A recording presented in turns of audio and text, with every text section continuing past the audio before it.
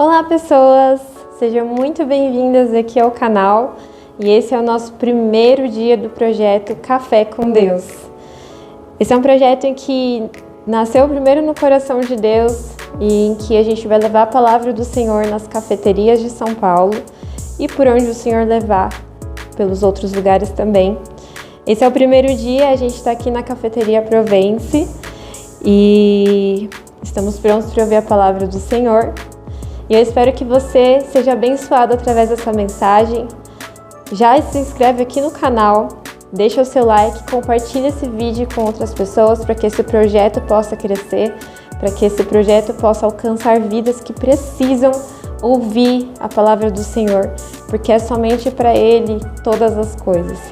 Que o Senhor possa abençoar a sua vida e vamos para a palavra. Bom, a palavra que a gente vai ler, a primeira parte dela está em Gênesis, que diz o seguinte, capítulo 1, no versículo 26 ao 27, que diz o seguinte: E disse Deus, façamos um homem à nossa imagem, conforme a nossa semelhança, e que eles tenham domínio sobre os peixes do mar, e sobre as aves do céu, e sobre o gado, e sobre toda a terra, e sobre toda coisa rastejante que rasteja sobre a terra. Assim, Deus criou o homem, à sua própria imagem, a imagem de Deus o criou.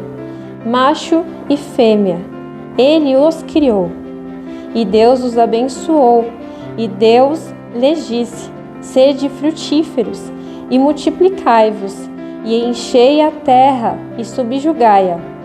E tende domínio sobre os peixes do mar, e sobre as aves do céu, e sobre toda coisa vivente que se move sobre a terra.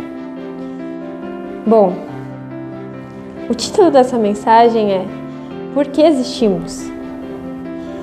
Eu sei que essa é uma pergunta um tanto difícil e complexa de se fazer, porque quando a gente pensa, por que existimos? Por que estamos aqui? Será que existe um propósito para a gente estar aqui? Claro que durante a história diversos filósofos já tentaram responder essa pergunta de diversas formas possíveis.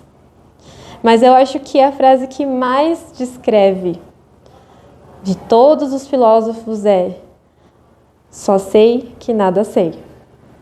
A gente realmente não sabe, com o nosso coração, com a nossa vida carnal, o porquê estamos aqui. Por que que o Senhor nos deu a vida, nos deu a oportunidade de estarmos aqui e para quê? Será que existe um plano para isso? Se vamos nascer, viver e depois vamos morrer, por que então fomos gerados? Por que fomos criados?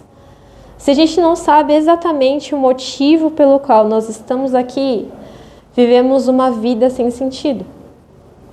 Vivemos uma vida em que quem dita as regras do jogo da vida são as circunstâncias, as situações, as tendências, as modas, as pessoas, a política, enfim, opiniões de pessoas que também não sabem o que significa estar aqui.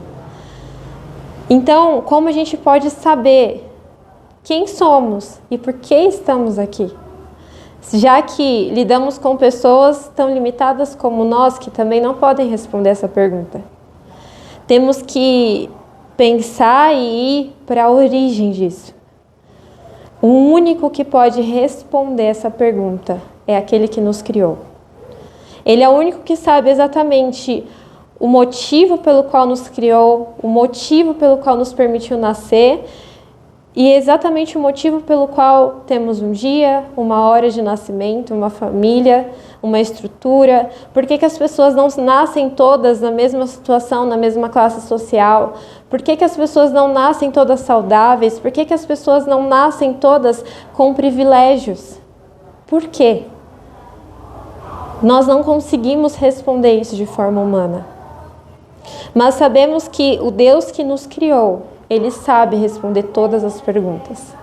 Eu não vou conseguir responder a sua pergunta, a sua circunstância, aquilo que você vive. Mas existe um Deus que sabe exatamente o motivo pelo qual você se levantou, pelo qual você existe. Esse Deus que nós falamos disse em Gênesis capítulo 1, versículo 26: vamos criar um homem à nossa imagem e semelhança. Aí nós já temos a chave, já temos o entendimento de qual era a intenção de Deus. A intenção de Deus não era criar alguém para sofrer, não era criar alguém para ser um derrotado, humilhado, não. Ele criou alguém para estar com Ele e para ser amado por Ele de tal forma que Ele fez a sua própria imagem e semelhança. De todas as coisas que Ele criou, o homem foi o único que Ele disse: vamos criar o homem a nossa imagem e semelhança. Todos os outros foram criados para dar estrutura ao homem, porque Ele mesmo diz que o homem subjugará os seres que estão na terra, tanto os da terra quanto os que estão no ar. Ele deu poder sobre o homem. Ele colocou o poder sobre o homem para que ele possa reinar sobre essa terra, para que ele possa fazer muito além do que a gente pode imaginar. Não é à toa que profetas e pessoas conseguiram, através do poder de Deus, controlar a natureza. Não é à toa que esses profetas, eles tinham esse dom, porque eles andavam com o Senhor, eles estavam com o Senhor e eles aceitaram o desafio de, mesmo sendo pecadores, serem a imagem e semelhança do Senhor. E por isso o Senhor deu poder sobre os elementos naturais. Isso é poderoso. Isso nos leva a entender o motivo por que nós estamos aqui. O Senhor não está criando em nós reinos para manter neste mundo. Ele está criando em nós um exército e uma família para estar com Ele na glória. Esse é o motivo pelo qual Ele nos criou, Ele nos formou, Ele nos permitiu nascer, viver e nos melhorar. Esse é o motivo pelo qual em João ele diz que Ele envia seu único Filho, para que todo aquele que nele crê não pereça, mas tenha a vida eterna. O homem pecou no Éden depois de ter recebido tudo perfeito. Ali o plano perfeito de Deus para as nossas vidas poderia ter acabado. O Senhor simplesmente poderia ter destruído o homem e ter criado um novo, ou simplesmente não ter criado mais nada.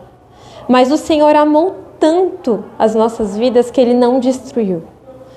O plano dele era maior, Ele estava criando algo que estaria com Ele lá. Então, por mais que o homem tivesse pecado, o objetivo principal de Deus era criar o reino dele. O reino em que, quando a gente pensa em reino, a gente lembra de autoritarismo, a gente lembra de um rei mau, de um rei que está lá num trono e que não toca em ninguém. Mas quando a gente vai para Apocalipse, no capítulo 7, a gente começa a entender que reino é esse que o Senhor tem para nós. Apocalipse 7, do 13 ao 17, diz o seguinte: E um dos anciãos respondeu-me dizendo: Quem são estes que estão vestidos com túnicas brancas? E de onde eles vieram?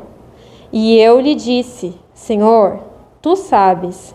E ele me disse: Estes são aqueles que vieram da grande tribulação e lavaram as suas túnicas e as tornaram brancas no sangue do Cordeiro. Por isso eles estão diante do trono de Deus e o servem dia e noite em seu templo. E aquele que está sentado no trono habitará entre eles. Eles não terão mais fome, nem terão sede, nem arderá o sol sobre eles, nem qualquer calor, porque o Cordeiro, que está no meio do trono, os alimentará e os levará às fontes de águas vivas, e Deus enxugará todas as lágrimas de seus olhos. Isso é poderoso, isso faz a gente entender que o Senhor nosso Deus não é um Deus autoritário que está sentado num trono que vê e julga todo mundo sem amor. Ele não é um Deus que quando a gente chegar na glória, Ele estará longe de nós, porque aqui fala que Ele habitará em nosso meio. O Deus que tudo criou, o Deus que viu o pecado, o Deus que nos salvou, que morreu numa cruz, Ele habitará em nosso meio. E Ele se coloca ainda como servo, assim como Ele mostrou na palavra dEle, em que Ele lava os pés dos discípulos. Porque lá Ele não fala, aqui vocês ficarão me adorando. Nós o adoraremos porque sentiremos necessidade de adorá-lo, e não porque Ele exige que nós o adoremos. Mas nós o adoraremos porque sentiremos que temos tudo. Agora, da parte de Deus, o que Ele quer é enxugar as nossas lágrimas. O que Ele quer é nos alimentar e nos dar da água viva. Ele se coloca como servo, ainda sendo Deus e ainda estando no reino dEle. Olha o quão poderoso é esse Deus. O poder de Deus sobre nós nos mostra quem verdadeiramente somos. Nós não somos derrotados, nós não somos falidos, nós não somos as nossas doenças, as nossas falhas, os nossos preconceitos. Nós não somos nada disso. Nós somos filhos de Deus. A palavra diz, todo aquele que Ele chamou, os deu o poder de serem chamados filhos de Deus. Se você é chamado por Ele, se você já sentiu arder no seu coração de ser filho de Deus, de estar com Ele, se você crê, você não é nada que o mundo diz que você é. Não importa quem seja. Podem ser reis, podem ser líderes, podem ser qualquer pessoa. Qualquer pessoa não consegue dizer quem você é verdadeiramente. Mas o Senhor que te formou, Ele sabe. Ele te conhece e Ele sabe quem você é. A palavra de Deus continua nos dizendo em João, no capítulo 3.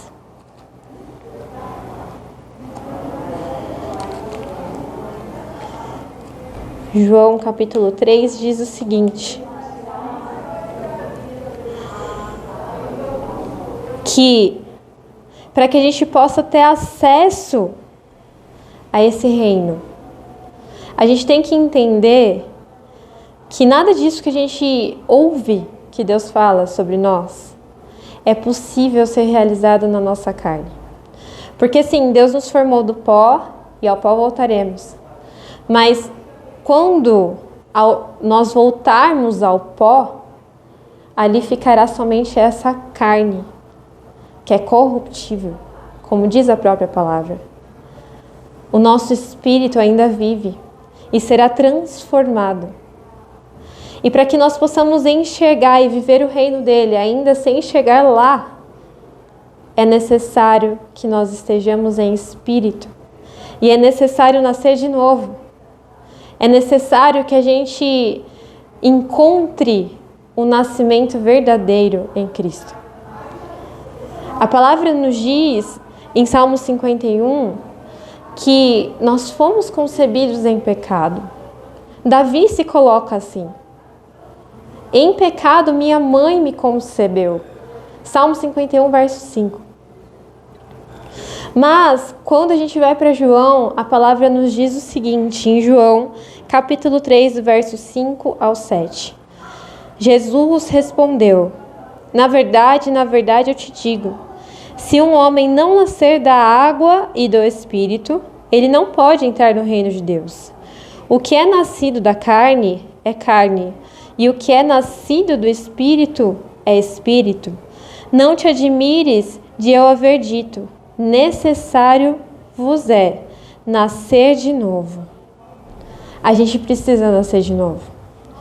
A gente precisa nascer de novo para que naquele grande dia a gente possa ver aqueles anciãos e possamos estar com as nossas vestes brancas, lavadas do sangue do Cordeiro, nascidos em espírito, vivendo a verdade do Evangelho. Para que possamos entender que essa carne que é corruptível não é superior ao espírito que o Senhor nos deu. Lembrando que Ele nos fez a imagem e semelhança dele.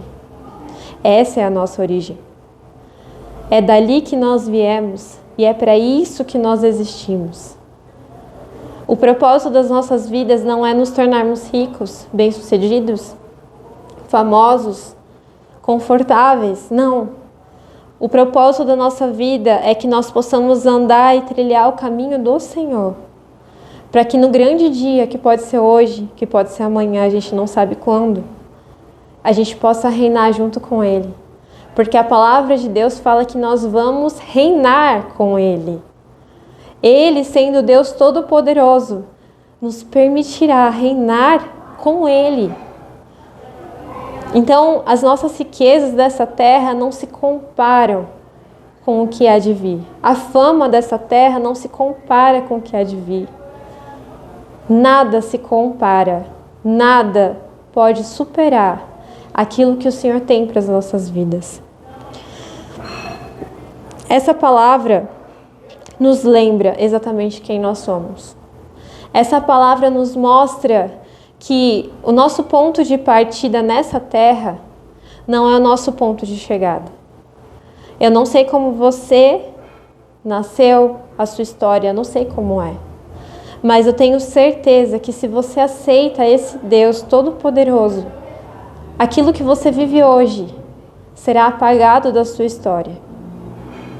Tudo aquilo que você ouviu, que falaram de você, faz parte de uma outra vida, da sua vida na carne.